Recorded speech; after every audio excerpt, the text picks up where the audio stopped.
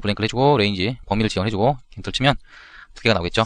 이렇게 똑같이 개수를 세줬습니다. 요건 다만 세주는 범위가 공백이라는 거고 나머지는 뭐 다른 함수들과 똑같다는 거. 그러니까 여러 가지 함수들이 있지만 결국은 그 찾는 개수를 세는 그런 종류만 다르고 거의 쓰는 거나 이런 거는 같다는 거 기억을 하면 될 것 같습니다. 랭크 함수부터 공부를 할 건데요. 랭크 함수는 말 그대로 순위를 구하는 함수가 되겠습니다. 뭐 우리가 보통 랭크 많이 하니까 뭐 기본적인 의미는 다 알 거라고 생각하고요. 직접 입력하면서 값을 구해보도록 하겠습니다. 자, 랭크라고 입력을 해주고요. 가로 열고. 자, 첫 번째 인수 같은 경우 어떤 값에 대해서 순위를 구할 것인가? F3번에 있는 값, 요 값이겠죠? 요 값을 지정을 해주고 그 다음에 레퍼런스, 요거는 참조할 범위. 그러니까 요 값이 몇 번째 순위인가를 알려면 여러 가지 값들 중에서 비교를 해야겠죠? 그 비교할 범위가 어딘가? 여기 총점 전체 F3번부터 F22번까지 요 총점에 대해서 지정을 해줄 거다. 몇 번째 점수인가? 라고 순위를 정할 거다. 라고 범위를 지정해줬습니다. 그리고 요거는 계속해서 채워줄 거니까 절대 위치여야겠죠. 이 부분은 변하지 않는 위치겠죠? 그래서 요거는 절대 참조로 바꿔주겠습니다. F4번. 그 다음에 맨 마지막에 들어가는 것은 오더. 오더는 생략을 해도 됩니다. 근데 오더 같은 경우는 0을 지정해줬을 때는 내림차순으로 정렬해서 순위가 제일 높은 순위가 1, 그리고 오더 값을 1로 지정을 해줬을 때는 최하위 값이 1, 이렇게 지정이 되겠습니다. 근데 보통 뭐 우리가 순위를 지정할 때는 1등은 무조건 제일 높은 점수겠죠? 거의 뭐 그렇습니다. 근데 뭐 선생님에 따라서 맨 꼴등을 1등으로 지정할 수도 있겠지만 보통의 경우는 맨 점수가 높은 맨 위의 점수를 1등으로 하니까 여기서는 0을 지정하고 엔터를 치겠습니다. 자, 엔터 치면 이게 11등이라는 걸 알 수가 있죠? 그 다음에 채우기 핸들을 이용해서 채워주면 이렇게 각각의 등수가 지정이 됩니다. 자, 랭크 함수에서 주의할 점은 만약에 같은 점수가 있다. 288점을 만들어볼까요? 288점을 만들었다. 86점이면 288점이 되는데 이때 288점이 같은 점수가 두 개 있기 때문에 14등으로 같은 등수가 되는데 이때는 15등이 없어지게 됩니다. 그렇죠? 285점이 15등이 돼야 되는데 15등이 없고 16등이 바로 나왔습니다. 그리고 16등 다음에 17등이 있어야 되는데 16등이 두 개이기 때문에 18등이 있겠죠. 그 다음에 자 18등이 바로 있고 17등은 아무리 찾아봐도 없습니다. 그래서 이렇게 중복되는 랭크가 있는 경우에는 그 다음 랭크는 생략된다 라는 거 기억을 해야 되겠고요. 자, 이번에는 퍼센트 랭크에 대해서 한번 공부를 해보겠습니다. 퍼센트 랭크 함수 같은 경우는 일반 랭크하고 비슷하긴 한데 조금 이제 개념이 다른 게 인수 배열의 이제 그러니까 인수가 요 부분이겠죠. 요거에 대해서 백분율로 표시한 상대적인 위치를 표시해주게 됩니다. 그러니까 100으로 나눴을 때 그러니까 0.1, 0.2 이런 식으로 나오겠죠, 값이. 그래서 맨 위에 있는 1등인 값은 1로 나오고 그 다음에 맨 끝에 있는 점수, 꼴등인 점수는 0으로, 그리고 맨 중간에 있다 그러면 0.5로 이렇게 표현을 해주니까 그거를 퍼센트로 변환을 해주면 1등인 경우에는 100%, 그리고 꼴등인 경우에는 0%, 중간인 경우에는 50% 이런 식으로 백분율 단위로 이렇게 그러니까 순위를 정해주는 그런 함수가 되겠습니다. 직접 입력을 하면서 값을 구해보겠습니다. 퍼센트 랭크 가로 열고 범위를 지정을 해줍니다. 이렇게 범위를 지정해주고 그 다음에 나오는 값이 어떤 값을 구해줄 것인가. 이 부분은 F3이겠죠.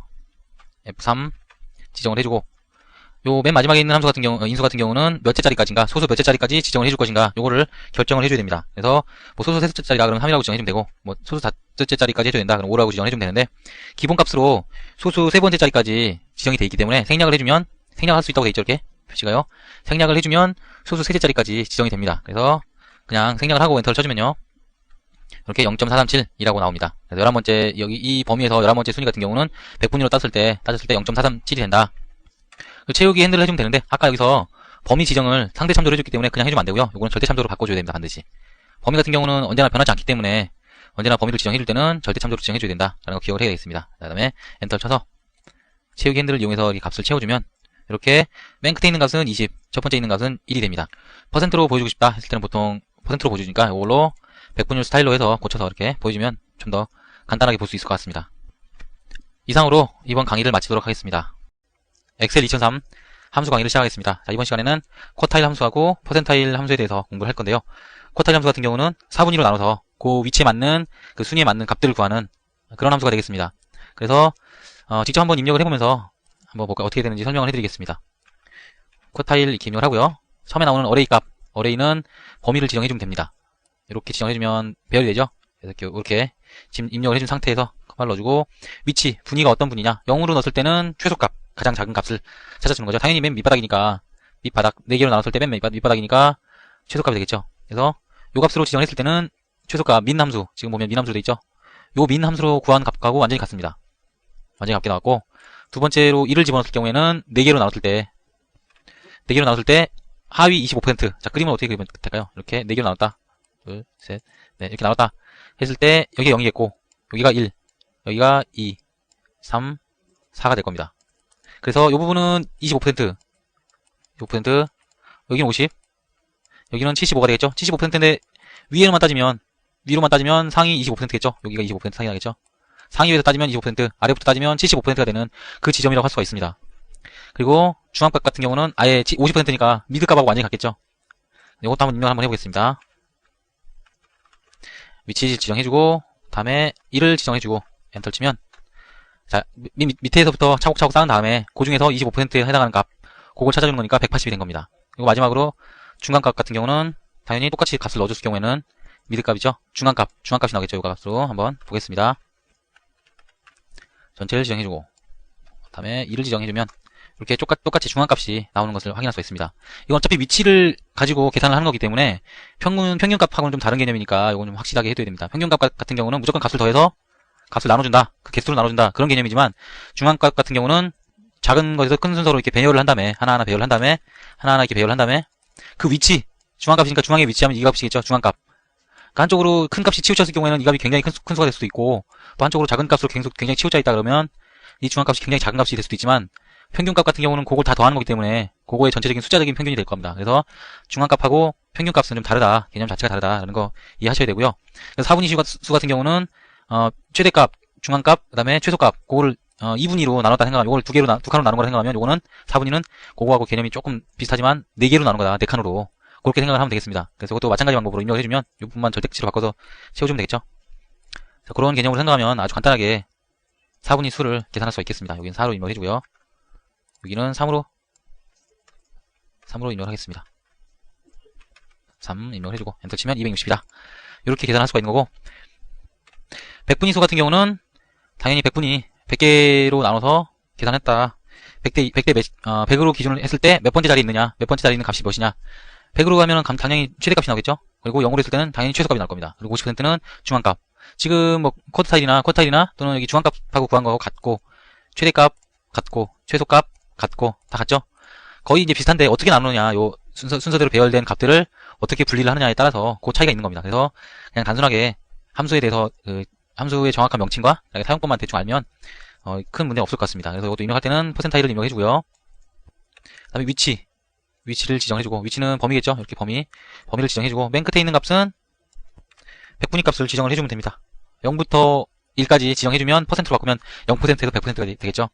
이거는 어차피 소수점으로 입력된 건데 제가 이걸 % 단위로 100분위 스타일로 바꿔준 거기 때문에 자 일반 값으로 바꾸면 일반으로 바꾸면 이렇게 0.1, 0.2, 0.3 이렇게 숫자로 0부터 1까지 사이다라는 것을 알 수가 있습니다. 그래서 이렇게 % 단위로 표현해주면 아무래도 보기 좋겠죠. 100분위 수니까 이렇게 해서 채워넣기를 해주면 0단위부터 100단위까지 이렇게 100분위 수로 나타난 그 위치에 있는 숫자들이 나왔다. 요 값들이 100분 맨 위에 있는 값이겠고 중간에 있는 값일 거고 맨 밑에 있는 값이다. 이렇게 표시를 할 수가 있습니다. 자 100분위 값이나 아니면 4분위 값을 구할 때 주의할 점은 배열이 비어있으면 안 된다는 거고요. 배열이 비어있을 경우에는 넘값이 출력이 될 수가 있습니다. 자 이렇게 좀 지워볼까요?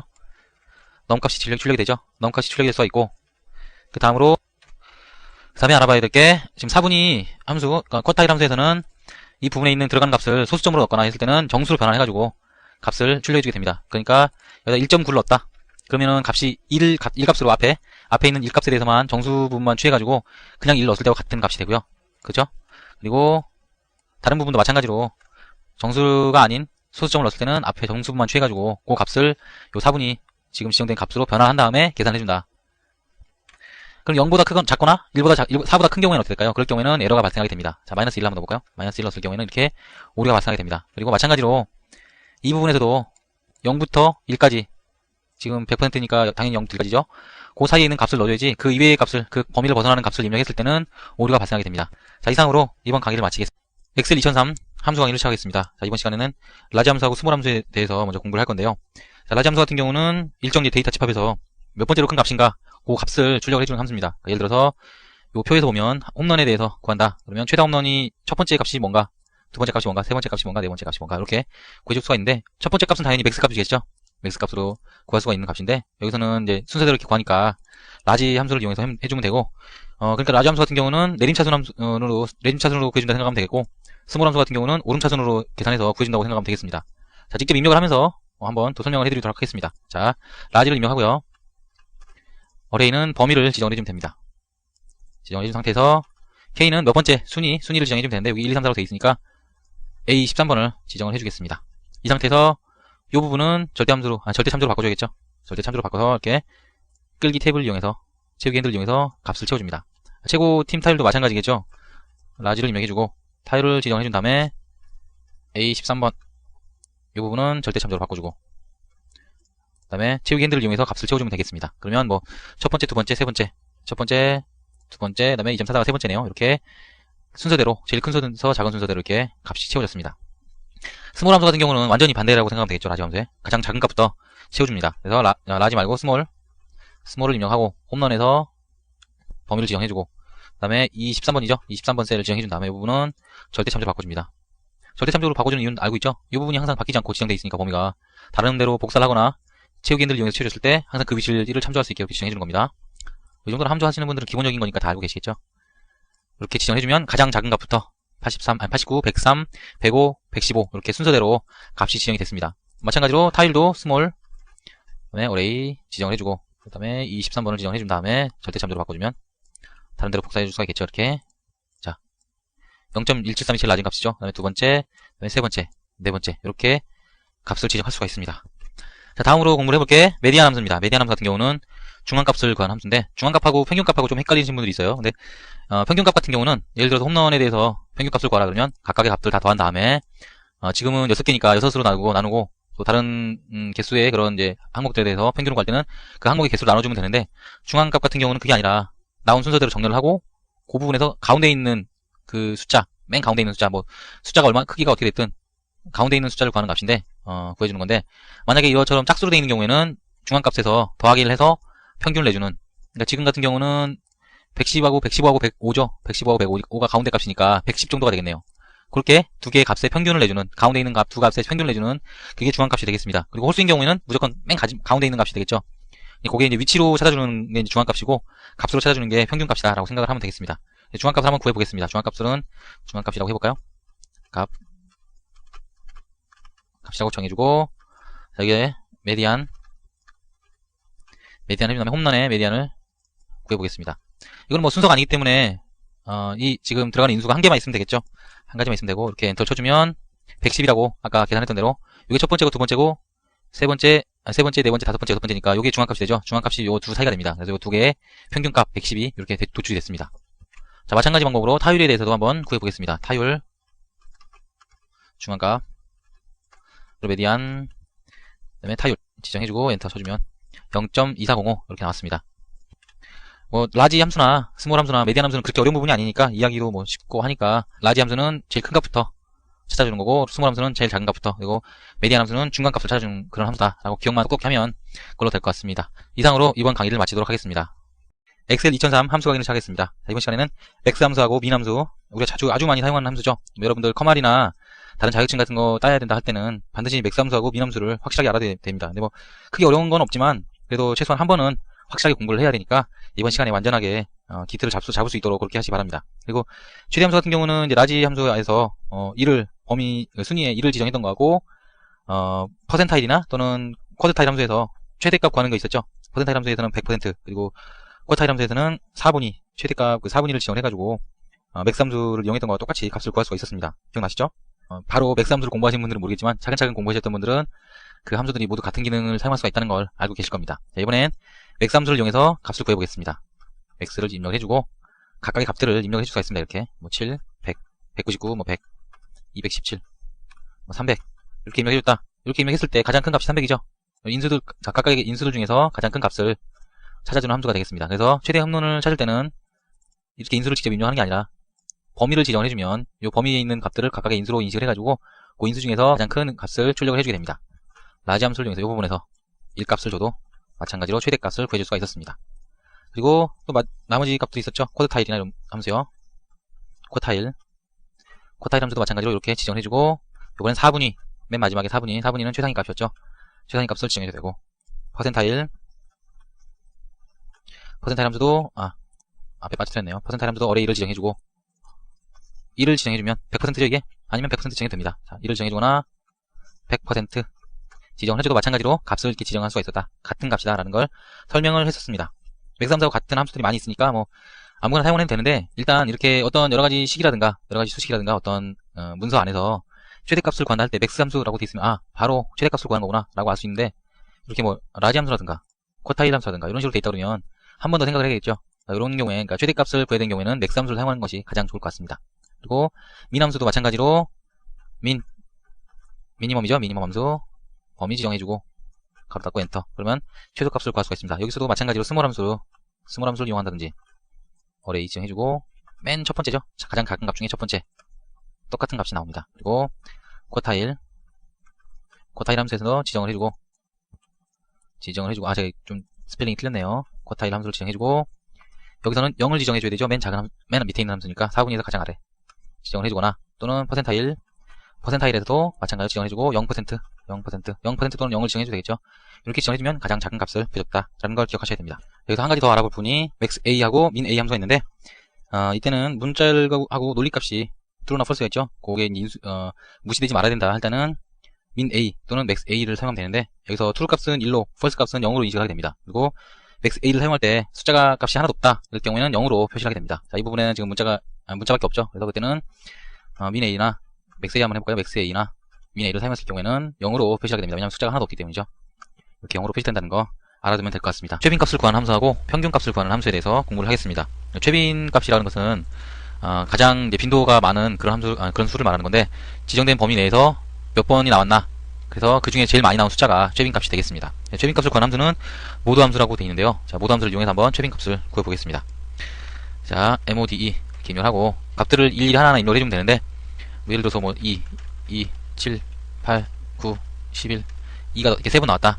여기서는 2가 제일 많이 나왔으니까 2가 최빈값이 되겠죠. 이렇게 최빈값을 구할 수가 있는데, 여기서는 요 안에 있는 숫자들을 대상으로 해가지고 최빈값을 구하는 거니까 요 부분을 범위로 지정해주면 됩니다. 이렇게 범위로 지정해준 다음에 엔터를 쳐주면 65라는 값이 제일 많이 나온 숫자라는 걸 알 수가 있습니다. 그래서 카운트 if 함수를 이용해가지고 예전에 배웠던 카운트 if 함수를 이용해서 각각의 개수를 세보니까 65라는 값이 제일 많죠. 20개. 이걸 가지고 차트로 만들어보면 65라는 숫자가 제일 높고 제일 많은 것을 확인할 수가 있습니다. 이 부분이 제일 많죠. 그래서 이렇게 최빈값을 구할 때는 모드 함수라는 걸 이용하면 된다. 그 다음으로 알아볼 함수가 에버리지 함수, 평균을 구하는 함수입니다. 평균은 여러 번 예전에도 설명을 했었고 거의 다 알고 있을 거라고 생각을 하는데요. 어떤 값들의 평균치 더해서 그 개수만큼 나눠준 일반적인 평균을 우리는 에버리지라고 하고, 그 값도 마찬가지로 에버리지라는 함수로 구할 수가 있습니다. 자, 여기 있는 평균이라는 값에는 전체 반평균, 모든 반들의 합계를 개수로 나눈 평균을 한번 구해보겠습니다. 입력을 해주고 범위를 지정을 해주면 되겠죠.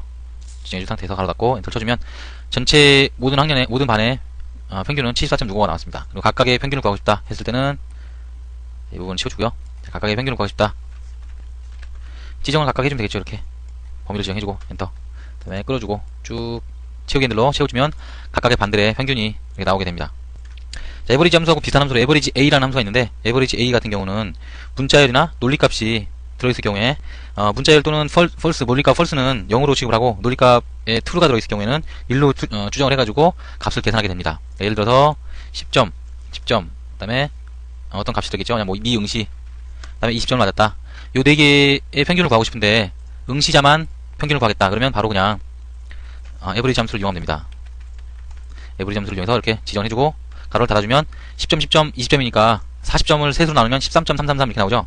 이렇게 글자가 있는 부분을 아예 무시를 하게 됩니다. 에버리지 함수는. 그런데 미응시한 사람까지 다 합쳐서 그냥 다 포함해가지고 평균을 구해주고 싶다. 그때는 에버리지가 아니라 에버리지 A라는 함수를 이용해서 값을 구해주면, 자, 이 부분은 0점으로 처리를 해서 요거는 글자기 때문에 숫자가 아니기 때문에 0점으로 처리를 해서 값을 더해줍니다. 그러면 40점을 4개로 나누니까 당연히 10점이 나오겠죠. 이런 식으로 에버리지 A 함수를 활용할 수가 있습니다. 자, 이번에는 그러면 함수값을 논리값을 한번 넣어볼까요? true를 입력하고 엔터 치면, 요게 지금 true 같은 경우는 논리값이 1이니까 1로 취급을 해서 41을 4로 나눈, 자, 41을 4로 나눠보겠습니다. 그러면 10.25 나오죠. 이게 지금 true 같은 경우는 1로 취급했다는 것을 확인할 수가 있습니다. 그리고 false를 한번 입력해볼까요? false를 입력하고 엔터 치면 false는 0으로 취급을 하기 때문에, 자, 10으로 아까 문자를 넣었을 때 마찬가지로 0으로 취급을 해서 40을 4로 나눈 12 값으로 나왔다는 것을 확인할 수가 있습니다. 자, 최빈값 모드 함수나 에버리지 함수 같은 경우는 그렇게 크게 어려운 점이 없지만 자주 쓰는 함수, 에버리지 함수는 굉장히 자주 쓰이기 때문에 확실하게 기억을 해두고 여러 번 연습할 필요도 없겠지만요, 이번 기회에 완벽하게 외워서 시험이나 또는 다른 문서를 만들 때 완벽하게 활용할 수 있게 그렇게 대비를 하시기 바라겠습니다. 트리밍 함수에 대해서 먼저 공부를 할 건데요. 트리밍 함수 같은 경우는 데이터 중에서 의미 있는 데이터에 대해서만 평균을 구할 때 그때 사용하는 함수가 되겠습니다. 그러니까 지금 예를 들어서 영업을 1월달에 시작했기 때문에 거의 매출이 없을 수가 있습니다. 이것은 평균적인 값으로 더해버리면 굉장히 많은 영향을 미치지만 실제로 이 데이터는 의미가 없는 값이기 때문에 이런 경우에는 제외를 시켜줘야 됩니다. 그리고 5월달에 있는 값 같은 경우도 정말 특별하게 몇 년에 또는 몇십 년 만에 한 번 있는 경우다. 이런 경우가 그럴 경우에는 정말 데이터로서 어떤 평균을 낼 때 영향은 크게 주지만 의미는 없는 자료이기 때문에 요거는 제외를 시켜줘야 됩니다. 그래서 이럴 때 사용하는 함수가 되겠는데 지정해주는 퍼센트에 따라서 가장 큰 값 그리고 작은 값에 대해서 제외를 시키고 계산을 하게 됩니다. 그래서 입력을 하고요.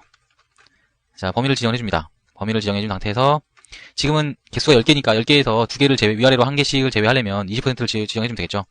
20%를 지정해주고 엔터를 쳐주면 요 2개 값을 제외한 나머지 값들의 평균이 구해진 겁니다. 자, 평균 한번 구해볼까요? 일반 평균으로 자, 이 부분하고 이 부분에 대해서 값을 정해주고 평균을 구해보면 같은 값이 나오는 것을 확인할 수가 있습니다.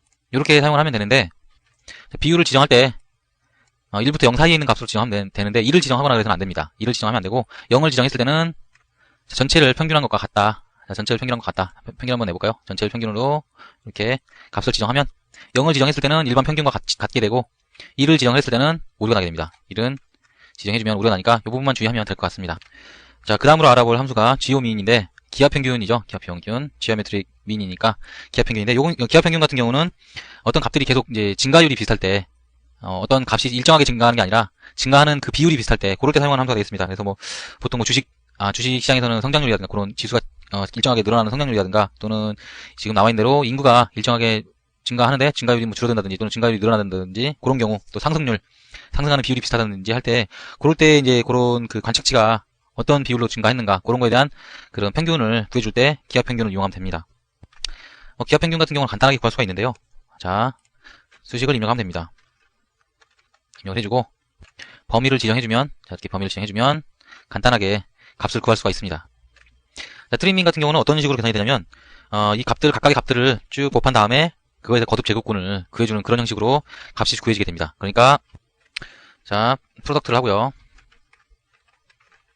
이 부분에 곱을 다 구해준 다음에 지금 몇 개죠? 14개. 14개를 나눠주면 제곱군을 구해주면 자, 같은 값이 나오는 것을 확인할 수가 있습니다. 자, 이거를 지정을 해주면 되겠죠? 숫자로 지정을 해주고 수점 3자리까지 지정을 해주면 같은 값이 나오는 것을 확인할 수가 있습니다. 이렇게 같은 값을 다 곱해준 다음에 그거에 루트를 씌워서 제곱군, 그 제곱군을 거듭 제곱군을 구해서 평균 성장률을 구할 수가 있다라는 거 알아두시면 될 것 같습니다. 자, 이상으로 이번 강의를 마치도록 하겠습니다.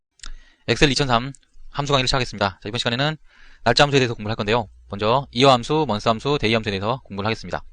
자, 함수에 대해서 공부하기 전에 여러분들 다 알고 있겠지만 날짜 데이터 같은 경우는 일반적으로 아니고 내부적으로 1년 번호로 관리가 되고 있습니다. 그래서 실제로 보이는 거는 이렇게 2020년 11월 11일 이렇게 보이지만 내부적으로는 1년 번호로 처리하기 때문에 실제로 우리가 연도를 떼낸다고 했을 때 왼쪽에 네 글자를 떼낸다라고 해서 레프트 함수를 이용해가지고 네 글자를 떼낸다고 할 때 실제로는 어떻게 나올까요? 4를 떼보면 2020이 나올까요? 그렇진 않습니다. 왜냐하면 보이는 건 이렇게 보이지만 실제 값은 자, 실제 값을 일반으로 한번 해보겠습니다. 일반으로 해보면 이렇게 44,146 그러니까 1990년 1월 1일부터 44,146번째 날이다. 이렇게 1년 번호로 처리하고 있기 때문에 실제로 값을 떼보면 하나, 둘, 셋, 넷, 네 번째 값.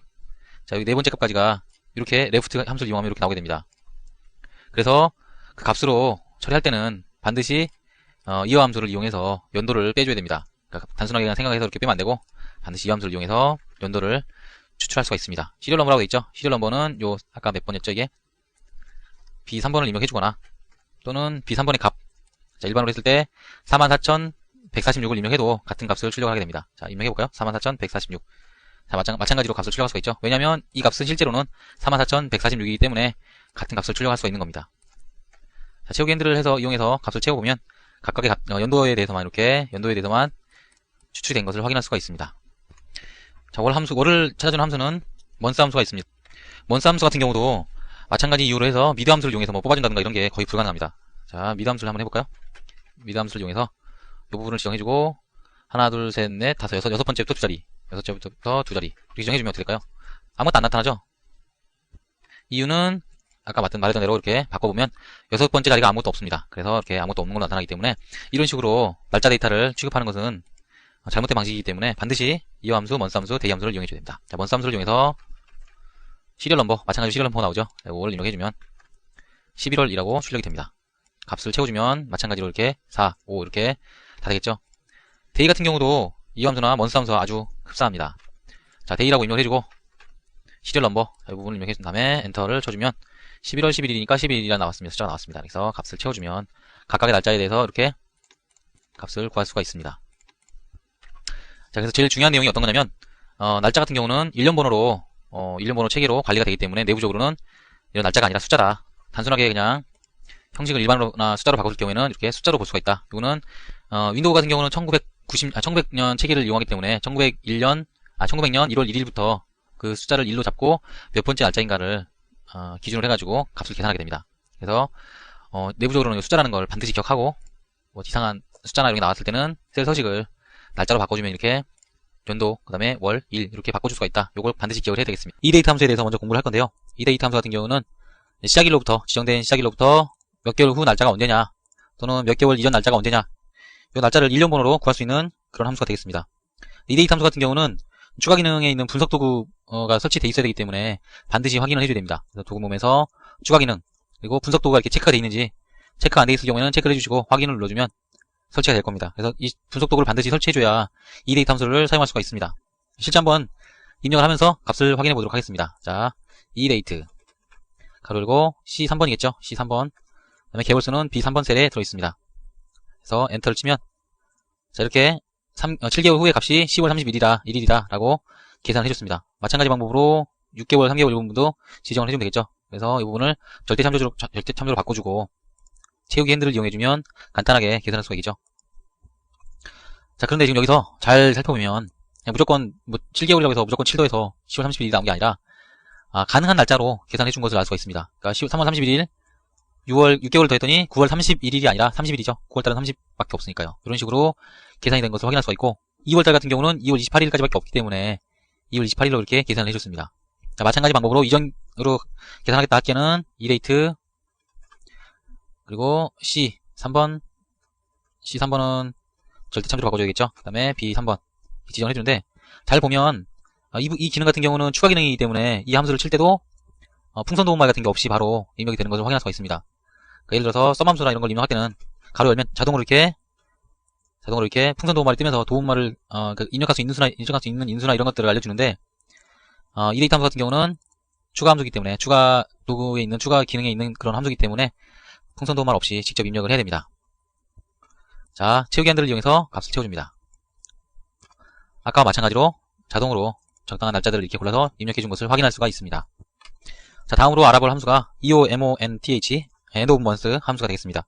end of month라고 하면 당연히 month의 마지막 날이겠죠. end of month니까. 그래서 지정한 개월수 후에 또는 이전에 마지막 날을 그 달에 해당하는 마지막 날을 알려주는 출력을 해주는 그런 함수가 되겠습니다. 뭐 여러 가지 설명하는 것보다 간단하게 타이핑을 하면서 설명을 해드리도록 하겠습니다. 자, 시작일을 중간쯤으로 고쳐볼까요? 한 10일 정도로 고치고 자 이렇게 됐을 때 결제 뭐 예를 들어 카드 결제일이다 그럴 경우에는 마지막 날이겠죠. 그래서 D에 있는 값을 각각의 마지막 날을 한번 찾아보도록 하겠습니다.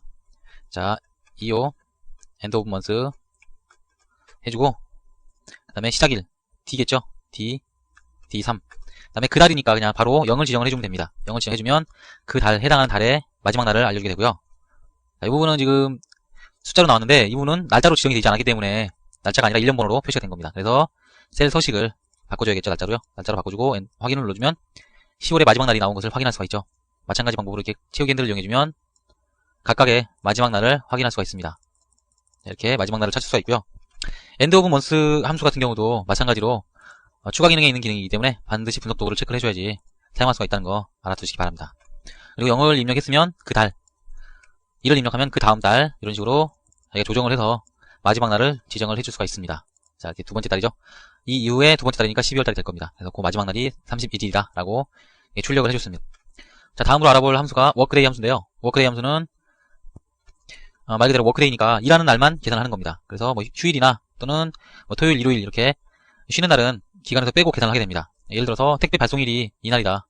이 물건들을 발송하는데 7일이 걸리는데 완전히 발송이 끝나는 날은 언젠가. 그럴 경우에는 뭐 토요일날, 일요일날은 배송을 안 하니까 빼야겠죠. 그리고 쉬는 날이 이렇게 있다 그러면 그날을 제외하고 날짜를 구해야 될 겁니다.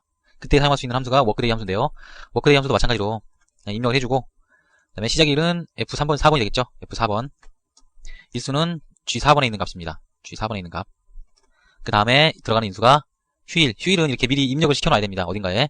그래서 날짜로, 반드시 날짜로 지정이 돼 있어야 되고, 이렇게 휴일을 지정을 해준 상태에서 닫아주고, 엔터를 쳐주면, 7일이 흐른, 휴일을 뺀 후에 7일이 흐른 날짜를 체크를 해주게 됩니다. 자, 한번 볼까요? 어떻게 되는지. 자, 날짜를 보도록 하겠습니다. 1월 25일, 토요일날 발송되네요. 그러면 하루, 이틀이 지나고 29일날은 쉬는 날이죠. 쉬는 날이기 때문에 그 다음날 1, 2, 3, 4, 5, 6, 7. 야, 7이 지났다는 것을 확인할 수가 있죠. 자, 5일로 제대로 이렇게 확인이 됐습니다. 이런 식으로 사용할 수 있는 함수인데, 지금 글자를 편하게 읽을 수 있게, 날짜 같은 경우는 그냥 숫자를 입력하고, 셀 서식에서 이렇게 1로 이렇게 지정을 해줬고요. 나머지 부분은 실제로는 이렇게 연, 월, 일이 다 있는 날짜인데, 쉽게 볼 수 있게 서식을 3월 날짜하고 월만 나올 수 있게 지정을 했습니다. 그래서 알아서 이렇게 계산이 됐고, 이제 워커데이 함수 같은 경우도 아까 end of month 함수나 edate 함수처럼 반드시 분석 도구를 체크를 해줘야 된다. 분석 도구를 추가를 해줘야 된다라는 거 알고 계셔야 되겠습니다.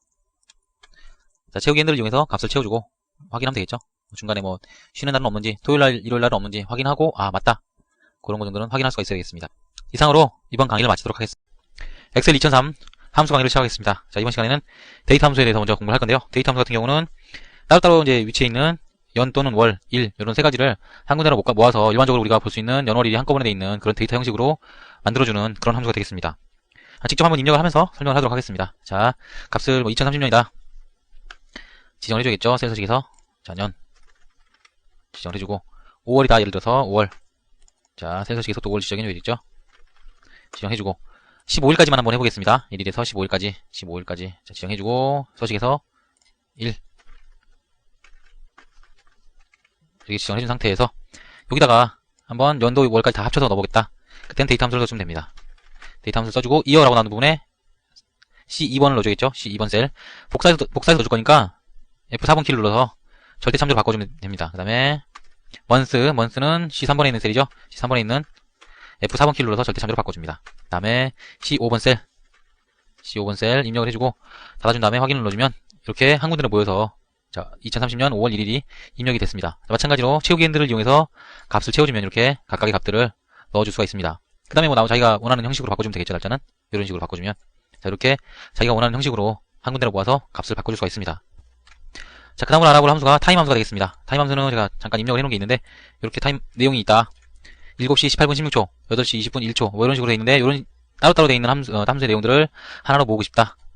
자, 타임을 입력해야겠죠. 타임 함수를 입력하면 hour, 시간을 입력해줘야죠. 자, B4번 셀 입력해주고요. 그 다음에 minute, 분이죠.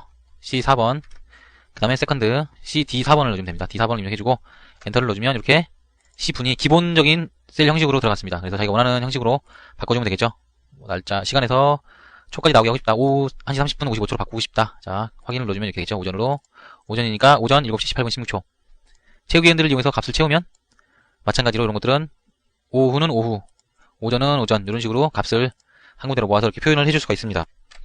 데이트 디프 함수는 데이트 디퍼런트, 그러니까 두 기간 사이에, 첫 번째 값과 두 번째 값 사이에 그 기간을 연수나 또는 월수나 일수로 이렇게 주어진 인수에 따라서 다른 값을 출력해주는 그런 함수가 되겠습니다.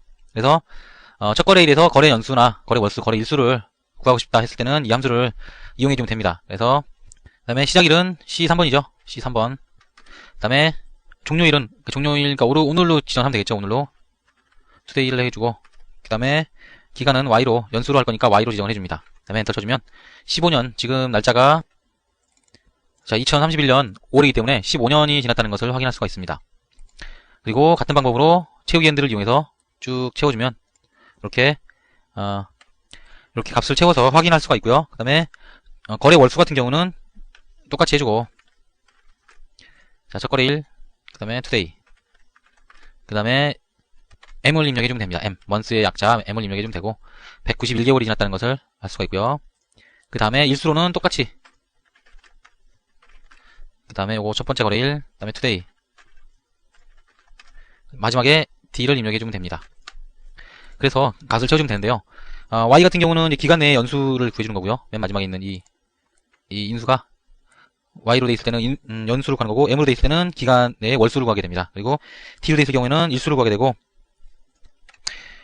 MD를 입력을 했을 때는 맨 마지막에 1개월 미만의 일수를 구하게 되고, 그 다음에 YM을 입력했을 때는 1개월 미만의 월수를 구하게 되고, 그 다음에 YD를 구했을 때는 1년 미만의 일수를 구하게 되는 그런 함수가 되겠습니다. 일반적으로 YMD 요거 정도만 알아도 크게 문제는 없을 것 같습니다. 그리고 시작일은 종료일보다 반드시 앞쪽에 있는 날짜여야 됩니다. 그러니까 시작일이기 때문에 뭐 시작일을 뭐 지금이 2031년으로 돼 있는데 뭐 2050년이라고 한다든가 이랬을 경우에는 거꾸로 된 날짜이기 때문에 오류가 발생할 수가 있습니다. 이때는 너무 오류가 발생하고요. 그리고 시작이나 종료일은 당연히 날짜이겠죠. 뭐 문자를 입력한다든가 한번 문자를 입력해볼까요? 문자를 입력한다든가 했을 때는 밸류 값이 오류가 나게 됩니다. 그러겠죠? 그래서 그런 것만 주의하면 크게 쓰는 데는 문제가 없을 것 같습니다. 데이스 360 함수에 대해서 공부를 할 건데요. 이 함수 같은 경우는 시작일과 종료일 사이에 날수를 구해주는 함수인데 이때 기준이 365일이 기준이 아니라 1년을 360일로 기준해가지고 값을 구하게 됩니다. 일반적인 경우에는 이런 식으로 계산할 필요가 없는데 이제 회계 계산한다든지 이럴 때 12달을 30일로 그냥 계산해서 360일이 되죠. 그러면 그런 식으로 그냥 간단하게 뭐 계산할 때 이때 사용하는 겁니다. 그래서 일반적인 경우에는 이 함수를 사용해서는 안 되겠습니다. 자, 한번 직접 입력하면서 값을 구해보겠습니다. 자, 데이스 360 가로 열고 스타트 데이는 이날이겠죠. 이날이고 그 다음에 엔드 데이는 오늘로 지정을 하겠습니다. 그 다음에 메소드를 지정을 해줘야 되는데 메소드를 지정하지 않았을 때는 false로 지정이 되고요. 자, true로 지정하면 유력 방식으로 해가지고 종료일이 31일인 경우에는 해당 월이 30일로 대체가 됩니다. 그리고 미국 방식으로 해서 false로 지정을 해줬을 경우에는 다음 달로 넘어가게 됩니다. 31일은 없으니까 원래 지금 계산하는 게 12달에 무조건 30일, 한 달에 30일이다 라고 계산하는 거기 때문에 그런 식으로 처리하는 방식이 조금 차이가 있습니다. 그래서 생략을 했을 경우에는 false로 지정된다. 이거 알아두면 되겠습니다. 여기서는 유럽 방식으로 해야 되는 거니까 1로 지정을 해주고요. 닫아줍니다. date different 함수를 이용해서 한 값하고 지금 데이 360하고는 좀 차이가 있죠. 아무래도 이게 더 적겠죠. 360일을 기준으로 했기 때문에 그렇게 해서 이렇게 값을 찾아줄 수가 있고 채우기 핸들을 이용해서 값을 채워줍니다. 그리고 마찬가지로 360 그 다음에 같은 값을 입력을 해주고 today 그 다음에 0을 입력을 해줍니다. 미국 방식이죠.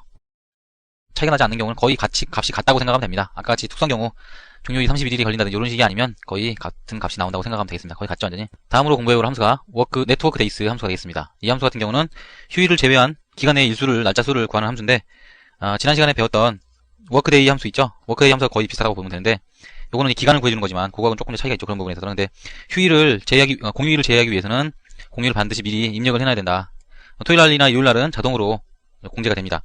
이 기능 같은 경우는 추가 기능이기 때문에 반드시 분석 도구를 추가를 해야 됩니다. 지금 분석 도구가 추가되어 있죠. 그리고 채용일이 지금 입력이 되어 있는데 여기서 근무일수를 한번 계산을 해보겠습니다. 이때 토요일과 일요일, 공휴일을 제외하고 그날 일한 날짜에 대해서만 계산을 할 건데요. 자, 아까 설명드렸던 네트워크 데이스를 입력을 해줍니다. 그 다음에 맨 처음에 들어갈 게 시작일, 그 다음에 today 오늘을 넣겠습니다. today를 입력을 해주고요. 그 다음에 들어갈 부분이 공휴일 이 부분인데 이 부분은 제가 이렇게 이름을 따로 정해놨습니다. 공휴일이라고 이름을 정해놨기 때문에 공휴일이라고 직접 입력을 해주겠습니다. 이렇게 입력을 해주고 엔터를 쳐주면 192일이다.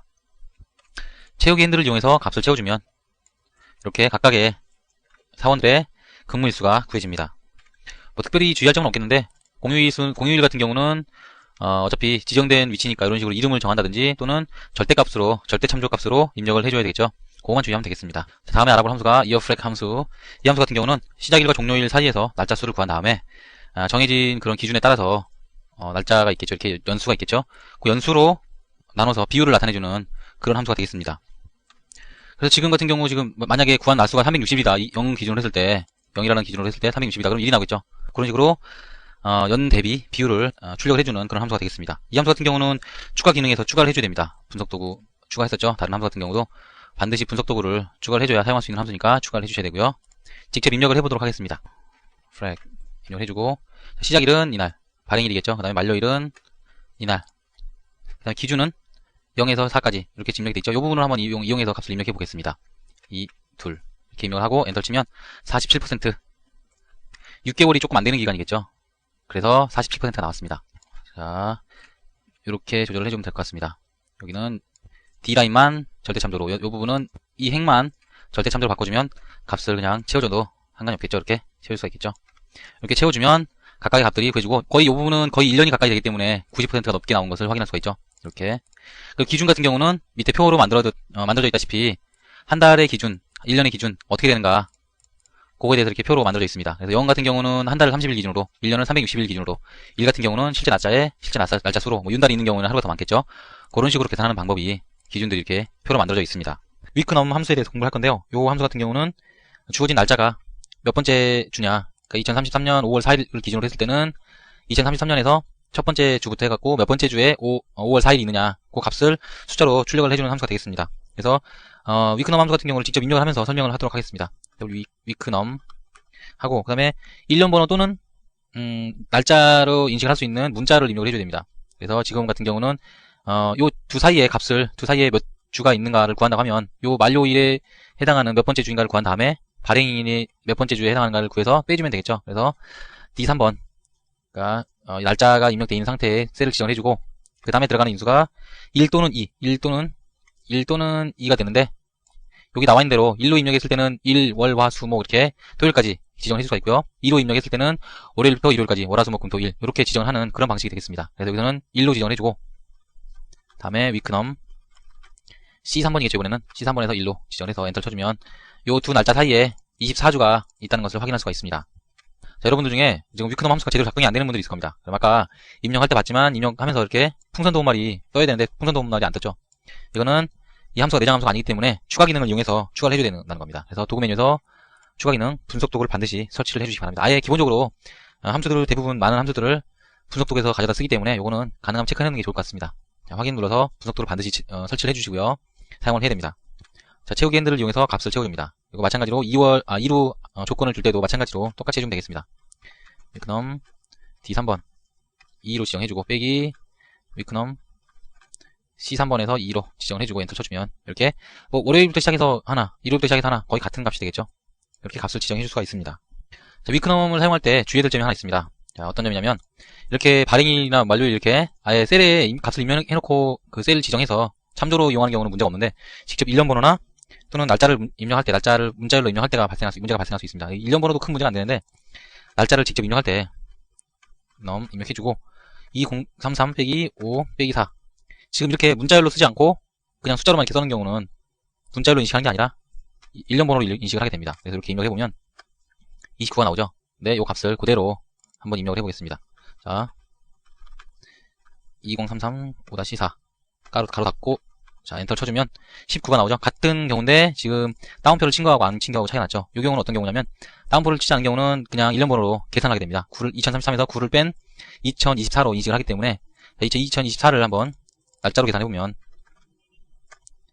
자, 1905년 7월 16일이 되죠. 그래서 1905년 7월 16일을 입력한 값하고 완전히 같은 값이 출력이 되게 됩니다. 자, 위크넘 다운표 1905년 7월 16일 가로 닫고 1 입력해주면 29가 나오죠. 그래서 이 부분은 굉장히 착각하기 쉬운 문제니까 반드시 다운표를 해줘야 된다는 거 확인을 다시 한번 해주시기 바라겠습니다. 자, 다음으로 알아볼 함수가 today 함수하고 now 함수가 되겠습니다. today 함수 같은 경우는 오늘을 나타내겠죠, 말 그대로. 그래서 today 같은 경우는 자, today 같은 경우는 가로 열고 가로 닫고 이렇게 인수가 없이 바로 사용을 하면 됩니다. 자, 인수 없이 사용하면 되기 때문에 가로를 바로 열고 닫아주면 되겠고요. 이렇게 닫아주면 오늘 날짜가 이렇게 일반적인 날짜 형식으로 나오게 되고요. now 함수 같은 경우는 날짜뿐만 아니라 시간까지 나오게 됩니다. now. 자, 엔터를 쳐서 확인해주면 날짜와 시간이 나오게 되죠. today 함수나 now 함수를 이용할 때는 한 가지 크게 주의해야 될 점이 있습니다. 어떤 점이냐면 now 함수나 today 함수는 매번 수식이 다른 데서 바뀐다든지 또는 새로 문서가 닫혔다가 다시 열린다든지 할 때는 무조건 새로 갱신이 되기 때문에 그 부분에 있어서 굉장히 주의를 기울여야 됩니다. 자, 예를 들어서 이 부분을 조금 초까지 나올 수 있게 해볼까요? 자, S까지 넣고 엔터 쳐보면 지금 시간이 7분 7초죠. 그래서 F9를 눌러보면 매번 그럴 때마다 새로 계산할 때마다 시간이 바뀌는 것을 확인할 수가 있습니다. 만약에 이게 뭐 계약서라든가 이런 거에 today 함수나 now 함수를 이용해서 입력했다 했을 때는 매번 값이 바뀌어버리기 때문에 굉장히 주의를 해야 됩니다. 그래서 그럴 때는 아예 값으로 입력을 할 수 있게 F9를 이렇게 선택한 상태에서 눌러주고 넣어준 상태에서 이렇게 아예 값으로 입력될 수 있게 이렇게 지정을 해주면 큰 문제가 없을 것 같습니다. today 함수 같은 경우도 이렇게 선택을 해준 상태에서 F9를 넣어주면 today 함수가 아니라 지금 바로 방금 구한 값을 이렇게 숫자로 일련 번호로 해서 바꿔주기 때문에 아예 값을 입력해주면 이렇게 today로 입력한 상태에서 F9를 눌러서 아예 값으로 바꿔서 입력해줘야 되겠다. 요 점만 주의하면 today 함수나 now 함수는 사용하는데 큰 문제가 없을 것 같습니다. 엑셀 2003 함수 강의를 시작하겠습니다. 자, 이번 시간에는 인덱스 함수에 대해서 공부를 할 건데요. 인덱스 함수 같은 경우는 이제 지정된 범위 안에 있는 내용 중에서 저희가 지정해주는 행과 열이 교차하는 부분에 있는 그 데이터를 추출해주는 그런 함수가 되겠습니다. 자, 직접 입력을 하면서 설명을 하도록 할 건데요. 자, 화면에 보면 이렇게 1월부터 12월까지 어떤 제품에 대한 창고가 있는데 창고에 대해서 이제 재고 수량이 있는데 이 재고 수량 중에서 뭐 예를 들어서 7월 A 창고에 있는 7월 재고량이 얼마냐 라는 부분을 찾아보면 되겠는데 이 부분이겠죠. 이 부분을 추출해 주려고 그러면 바로 뭐 이렇게 눈으로 볼 때는 B9 이렇게 추출하면 되겠지만 나중에 다른 이제 문서를 참조한다든지 했을 때는 인덱스 함수를 이용해 주게 됩니다. 그래서 자, 인덱스를 입력하고요. 범위를 지정해 줍니다. 범위를 지정해 줄 때는 찾을 범위를 이렇게 지정해 줄 수도 있고 또는 이렇게 지정해 줄 수도 있고 자기가 생각하는 거에 따라서 지정해 주면 되는데 대부분 이런 타이틀을 가지고 뭐 매치 함수를 이용한다든지 VLOOKUP 함수나 또는 HLOOKUP 함수 등을 이용해서 값을 찾아내기 때문에 일반적으로 이런 타이틀을 포함해서 선택을 합니다. 대부분. 지금은 인덱스 함수만 배우는 거기 때문에 지금 이 타이틀 부분이 별 의미는 없지만 다음 시간에 배울 루크업 함수들이나 또는 매치 함수를 이용할 때는 반드시 이 타이틀이 필요하게 됩니다. 자, 그래서 일단 타이틀을 포함해서 선택을 해주고요. 그 다음에 로그 넘버, 열 번호겠죠, 열 번호. 지금 선택된 부분을 기준으로 요 맨 위가 첫 번째가 되겠죠. 1번, 2번, 3번, 4번 이렇게 해서 지금 7월 재고량은 8번이 되겠죠. 이런 게 헷갈린다 그랬을 때는 아예 요 설정 범위를 자기가 기억하기 좋은 부분으로 이렇게 설정을 해주면 됩니다. 이렇게 해줬을 때는 당연히 7번이 되겠죠, 이 부분이. 1월부터 시작했으니까 7번 로우. 그 다음에 컬럼을 지정을 해줍니다. 컬럼은 두 번째 컬럼, H항구니까 두 번째 컬럼이죠. 두 번째 컬럼을 지정해주면 되고, 가로를 닫고 엔터를 쳐주면 이렇게 33,000원이 구해집니다. 또는 범위를 바꿔서 아예 이 부분만 지정해주겠다. 이렇게 지정을 해줬을 때는 마찬가지로 여기는 7번이고, 여기는 7이고, H항구는 1이 되겠죠. 1이 지정이 됐습니다. 그래서 엔터를 쳐주면 똑같이 33,000원이 나오는 것을 확인할 수가 있습니다. 마찬가지 방법으로 B창고에 있는 11월 재고량을 알고 싶다. 자, 인덱스 어레이를 지정해주고 이렇게 자기가 원하는 부분을 지정을 해주고 기억하기 좋아야겠죠 당연히. 그 다음에 로우 넘버 11월이니까 지금 여기 위에서부터 했으니까 12번째가 되겠네요. 1, 2, 3, 4 자기가 범위를 정한 부분에서 가장 위에 있는 셀이 1이 되는 겁니다. 그래서 11월은 12번째. 그 다음에 B창고니까 하나, 둘, 셋. 지금 이 범위 안에 있는 건 세 번째가 되죠 이게. 하나, 둘, 셋. 그래서 3을 지정해주고 닫아주면 이렇게 32,000원 이 값이 제대로 찾아집니다. 자, 인덱스 함수 같은 경우는 우리가 예전 기초 강좌에서 공부했던 찾기 기능하고 찾기 마법사 기능하고 거의 유사합니다. 그래서 찾기 마법사 기능을 이용해가지고 찾기를 해보면 인덱스 함수하고 매치 함수를 이용해서 값을 입력하는 것을 확인할 수가 있습니다. 자, 도구에서 찾기라는 메뉴를 클릭을 해보면 마법사가 이렇게 뜨게 되는데 마법사에서 범위를 지정을 해주고요. 이렇게 다음 그 다음에 윗부분에 H창고 그 다음에 7월이죠. 7월을 지정해주면 7월에서 지정해서 다음 누르고 이 부분에 넣을 거죠. 이 부분에 하나의 셀만 넣어본다. 다음 지정을 해주고 완료를 눌러주면 33,000원이 나왔는데 잘 보면 인덱스 함수를 이용해서 이렇게 자동으로 이 부분에서 이 부분 그다음에 매치 함수를 이용해서 7월 매치 함수를 이용해서 창고 이런 식으로 입력될 수 있게 인덱스 함수를 이용해 가지고 값을 찾아준 것을 알 수가 있습니다. 그래서 인덱스 함수 같은 경우는 범위 안에 있는 내용 중에서 열번호 그다음에 행번호 십자가 모양이죠. 십자가 모양. 십자가는 왼쪽에서 오른쪽으로 먼저 긋고 위에서 아래로 나중에 긋죠. 그래서 입력할 때 먼저 범위를 지정해준 다음에 가로로 몇 번째 줄인가 하나 둘 셋 넷 다섯 여섯 일곱 그다음에 세로로 몇 번째 줄인가 첫 번째 그렇게 참고를 해가지고 값을 찾으면 되겠습니다. if 함수부터 공부를 해보겠습니다. if 함수 같은 경우는 굉장히 중요한 함수니까 확실하게 이번 기회에 익혀놓도록 하고요. 그렇게 어렵지는 않으니까 직접 실습을 하면서 공부를 해보도록 하겠습니다. 자, 이렇게 값들 각각의 성적이 들어있는데 총점이 250점 이상인 경우에 합격을 시키겠다. 그럴 때는 어떻게 해야 될까요? 당연히 if 함수를 이용해야겠죠.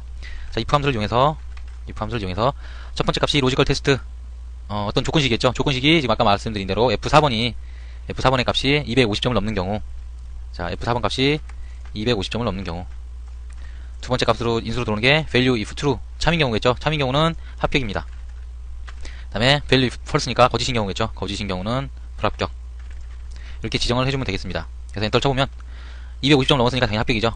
자, 채우기 핸들을 이용해서 값을 보겠습니다. 270점 나머지는 250점을 안 넘었기 때문에 모두 불합격이 됐습니다. 이렇게 조건에 따라서 합격 또는 불합격을 해줄 수 있는 그런 함수가 if 함수가 되겠습니다. 자, 그 다음으로 알아볼 함수가 end 함수가 되겠는데요. end 함수 같은 경우는 인수로 들어온 값들에 대해서 각각을 체크하고 모든 값이 참인 경우에만 참을 출력해주는 그런 함수가 되겠습니다. 그래서 end 함수 같은 경우는 단독으로 쓰이는 것보다는 if 함수처럼 어떤 조건식에 따라서 다른 조건을 수행해주는 그런 함수하고 섞어서 사용하는 경우가 많습니다. 그래서 이 경우도 end 함수하고 if 함수를 한 번에 섞어서 한번 식을 지정해 보겠습니다. 자, 합격 조건 2에서는 여기 75점을 넘으면서 총점 합계가 200점을 넘는 경우를 합격을 하겠다.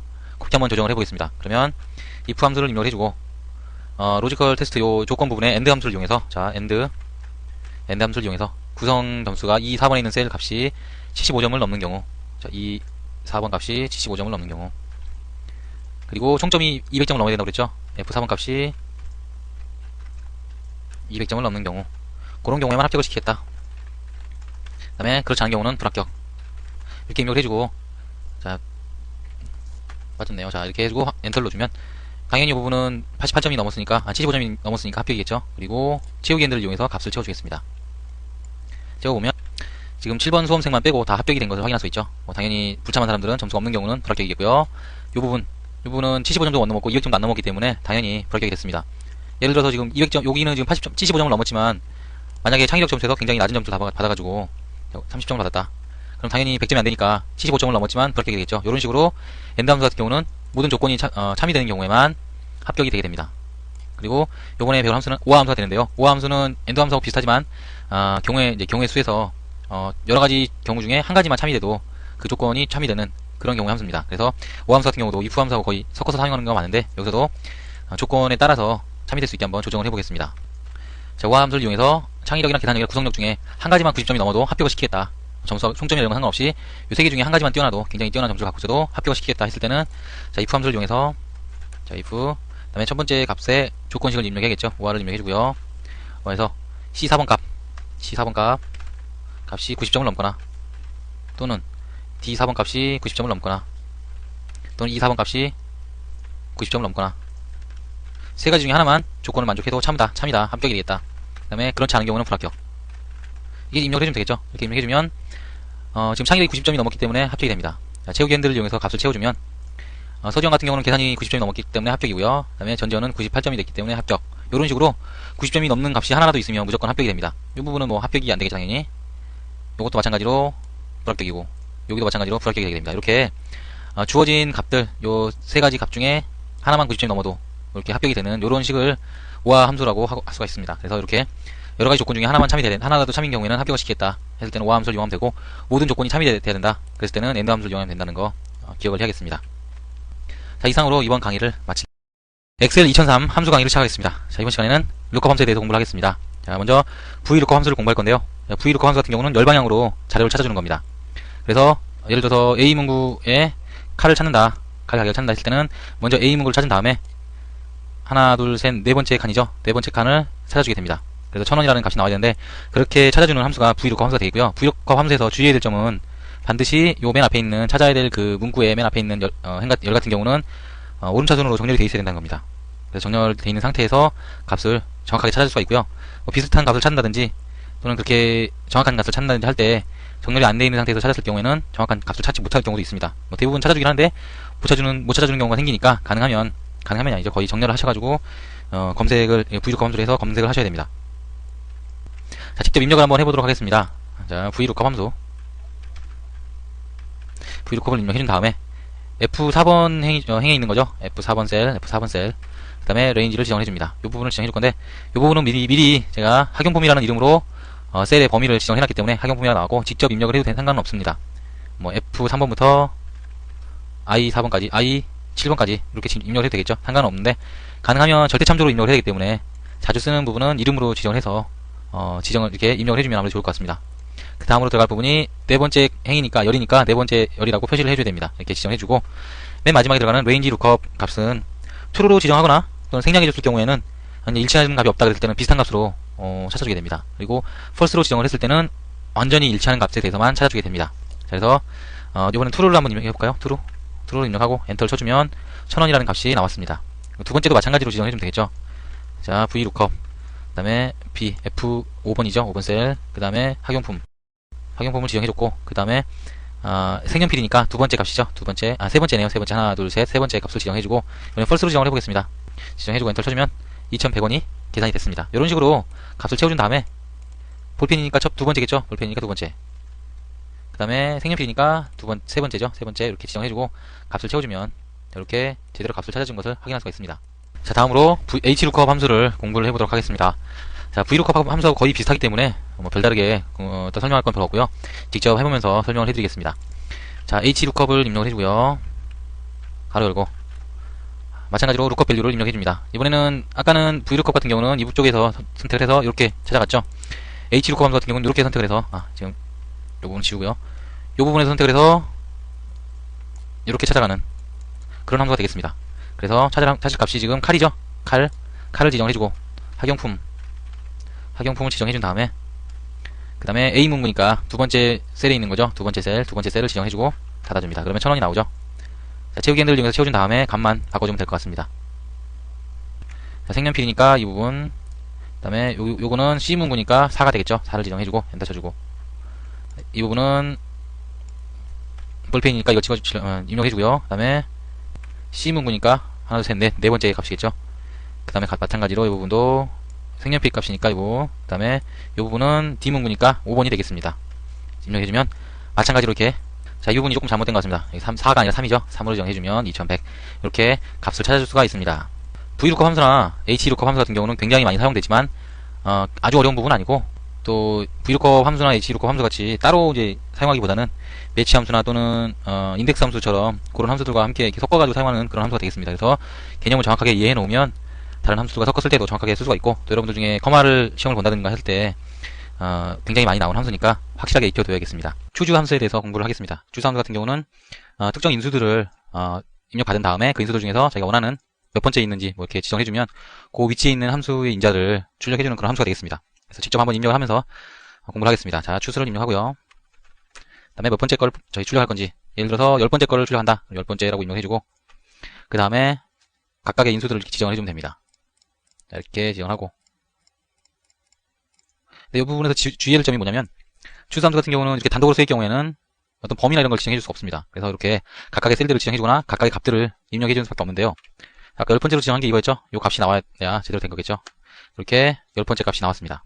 이번엔 썸함수를 이용해가지고 안에 추수함수의 인수를 추수함수가 돌려주는 인수를 받아가지고 인자를 받아서 합계를 구하는 그런 식을 한번 만들어 보도록 하겠습니다. 자, 썸함수를 입력해주고 choose 가로열고 매출액 2팀 걸 구하겠다. 이 팀의 매출액 전체를 더하겠다 했을 때는 2 해주고 1, 2 이렇게 컨트롤과 함께 눌러서 구분해주고 닫아주면, 이 부분은 지금 실제로 지금 범위로 이렇게 배열로 되어 있지만, 셀들의 배열로 되어 있지만 여기서는 인수로 받는 거기 때문에, 썸의 인수로 받는 거기 때문에 가능합니다. 그래서 이렇게 입력을 해주고 엔터를 쳐주면 합계, 이 팀의 합계가 구해진 것을 확인할 수가 있죠. 근데 choose 하고 1 하고 범위를 지정해주면, 자, 커마를 넣은 상태에서 범위를 지정해주면, 이렇게 범위를 지정해줄 때는 엔터 쳤을 때 오류가 발생하게 됩니다. 그러니까 이것만 주의하면 추수 함수는 될 것 같습니다. 자, 이번에는 매치 함수에 대해서 공부를 해보겠습니다. 자, 매치 함수는 검사 범위 안에서 어떤 값을 찾아가지고 그 위치를, 상대적인 위치를 출력해주는 그런 함수가 되겠습니다. 인덱스 함수하고 조금 이제 반대되는 개념이라고 생각하면 되는데, 그래서 보통 매치 함수를 이용할 때는 매치 함수를 단독으로 이용하기보다는 뭐 VLOOKUP 함수라든가 또는 인덱스 함수라든가 이런 것들과 섞어가지고, 어차피 위치를 지정해주는 함수니까 인덱스 같은 경우는, 그래서 그 위치를 출력해주는 매치 함수하고 연결해서 쓰면, 뭐 예를 들어서 이역란에 매출액을 알고 싶다. 그러면 매출액이 있는 부분하고 찾고, 그 다음에 이역란이 있는 부분을 찾고 해서 겹치는 부분을 인덱스로 잡아주면 값이 나오겠죠? 그래서 그런 식으로 이용을 많이 합니다. 그래서 일단 매치 함수를 어떻게 사용하는지 직접 타이핑하면서 보여드리고, 그 다음에 인덱스 함수 섞어가지고 값을 한번 출력을 해보도록 하겠습니다. 자, 인덱스 아니죠? 매치, 그 다음에 lookup value 어떤 값을 찾을 것인가? 정지연을 한번 찾아보겠습니다. 정지연.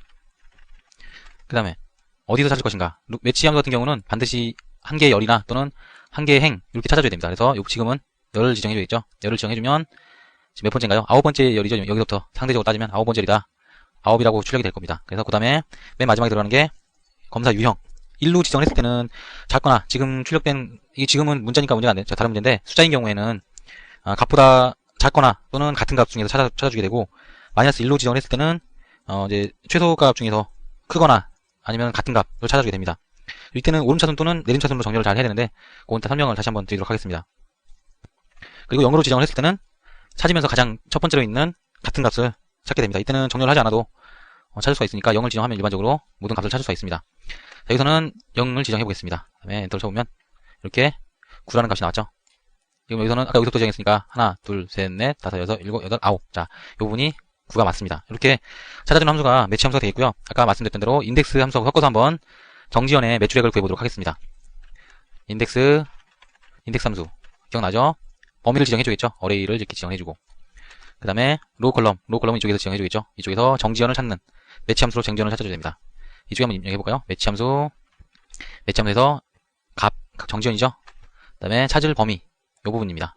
반드시 인덱스로 지정했던 범위하고 완전히 같게 지정해줘야 됩니다. 왜냐하면 이 부분이 다르면 찾는 위치가 달라지겠죠, 서로. 그러니까 시작하는 부분이 그리고 끝나는 부분이 완전히 맞아야 제대로 찾을 수가 있습니다. 그 다음에 0을 지정해주고, 맨 마지막에 컬럼. 자, 4번이 매출액이라고 했죠? 매출액을 찾으면 됩니다. 매출액. 그 다음에 찾을 범위 지정해주고, 그 다음에 다시 0을 지정해주고, 가로 닫아주면, 지금 얼마죠? 249만원이 나오겠죠? 자, 249만원 이렇게 나왔습니다. 그래서 매치 함수하고 인덱스 함수를 이용해주면 강력하게 이렇게 값을 찾을 수가 있습니다. 자, 다음으로 알아볼 함수가 트랜스포즈 함수가 되겠습니다. 트랜스포즈는 행하고 열의 모양을 바꾸는 건데, 위치를 바꾸는 건데, 1루타, 2루타, 3루타 홈런, 그리고 이준이, 허명행 이렇게 있는데, 1루타, 2루타가 열이 되고, 그 다음에 요 이름들이 가로로 행이 되는 그런 형식의 함수가 되겠습니다. 그래서 바꿔줄 때는 반드시 같은 모양으로 하나, 둘, 셋, 넷, 5개고, 하나, 둘, 셋, 넷, 다섯, 6개죠. 그러니까 그 부분을 지정을 해줘야 됩니다. 지금 5개가 가로로 되어 있지만, 이 부분은 이렇게 5개를 지정해주고, 그 다음에 가로로는 6개를 지정해줘야겠죠. 둘, 셋, 넷, 다섯, 6개. 이렇게 지정을 해준 상태에서 값을 입력을 해줘야 됩니다. 그래야지 모든 값이 제대로 이렇게 표현이 될 수가 있습니다. 한번 입력해볼까요? 트랜스포즈 가로 열고 지정을 해주는데, 이때 입력해줄 때도 그냥 엔터를 치는 게 아니라 컨트롤 시프트 엔터를 쳐서 배열 수식을 만들어줘야 됩니다. 그래서 엔터를 치면 이렇게 위치가 바뀌어서 나오는 것을 확인할 수가 있죠. 만약에 함수 마우스를 이용한다. 그때도 마찬가지로 이렇게 지정을 해놓은 상태에서 시작을 해야 되고요. 자, 찾기 참조 영역이죠. 트랜스포즈 함수를 클릭하고 위치를 지정해준 다음에 컨트롤 시프트 클릭을 해줘야지 배열 수식으로 입력을 할 수가 있습니다. 그래서 반드시 컨트롤하고 시프트를 누른 상태에서 클릭을 해줘야 됩니다. 이렇게 해주면 아까 봤던 대로 그대로 이렇게 열과 행이 바뀌어서 나오게 됩니다. 자, 이상으로 이번 강의를 마치도록 하겠습니다. 엑셀 2003 함수 강의를 시작하겠습니다. 자, 이번 시간에는 디겟 함수부터 시작을 하겠습니다. 앞에 D가 붙어있는 거는 데이터베이스 함수라는 뜻인데, 디겟 함수 같은 경우는 데이터베이스 필드에서 찾을 조건하고 일치하는 그런 값을 추출해줍니다. 직접 한번 타이핑을 하면서 설명을 하겠습니다. 디겟 이렇게 쓰고요. 데이터베이스로 되어 있죠. 지금 데이터베이스들이 필드 단위로 이렇게 값이 지정이 되어 있습니다. 저장이 되어 있는 상태인데, 그 값들을 전체를 지정을 해주면 됩니다. 이 부분을 지정을 해주면 되겠죠. 이렇게 지정을 해주고, 그 다음에 필드라고 되어 있죠. 필드는 반드시 여기 타이틀로 되어 있는 부분하고 같은 이름을 써줘야 됩니다. 여기선 이름을 찾는 거죠. 이름을 찾는 거니까 F6번 셀을 지정을 해주면 됩니다. F6번 셀을 지정해주면 되고, 그 다음에 조건으로 해서 찾을 값이 들어있는 셀을 지정해주면 되는데, 이 부분을 지정을 해주겠습니다. 이 부분을 지정해주면 되는데, 이때는 여기 데이터베이스에 있는 타이틀하고 많이 같고, 그 다음에 한 칸이 밑에 더 이렇게 있어야 됩니다. 그래서 거기다가 조건을 적어주면 되는데, 그 부분을 이렇게 조건으로 지정을 해주고 나서 닫아주면 되는데, 이때 데이터베이스 부분은 가능하면 절대 참조로 지정해주는 것이 좋겠습니다. 그래서 엔터를 쳐주면 지금은 아무것도 값이 없기 때문에 에러가 났죠. 여기다가 방석차가 1등인 경우를 찾겠다. 1등이라고 쳐주면 여기서 자 1등인 경우 조준 이렇게 나왔죠. 2등인 경우는 양미화. 자, 잘 찾아보면 양미화가 2등이네요. 이런 식으로 찾을 수 있는 함수가 되겠습니다. 자, dget 함수에서 주의해야 될 점은 어떤 점이냐. 오류가 나는 경우가 있는데 찾는 값이 없는 경우에는 오류가 발생하게 됩니다. 그때 발생한 오류가 밸류 오류가 되겠는데, 예를 들어서 반석차가 뭐 100등이다, 1000등이다. 당연히 없겠죠. 1000등 이 안에 없는 등수니까, 반석차는 없는 등수니까 에러가 발생하게 되는데, 이때 찾을 수 없다라고 나오는 게 밸류 함수가 되겠고요. 조건에 맞는 숫자가, 데이터가 여러 개다. 이럴 때는 num 함수가 num 오류가 발생하게 됩니다. 한번 어떻게 해볼까요? 자, 10등이 지금 2명이네요. 10등인 경우, 자 10등인 경우를 한번 지정을 해보겠습니다. 10등인 경우는 하나 이상이기 때문에 num 오류가 발생하게 됩니다. 자, 그 다음으로 알아볼 함수가 dcount 함수입니다. dcount 함수 같은 경우는 데이터베이스 함수로서 조건에 맞는 경우에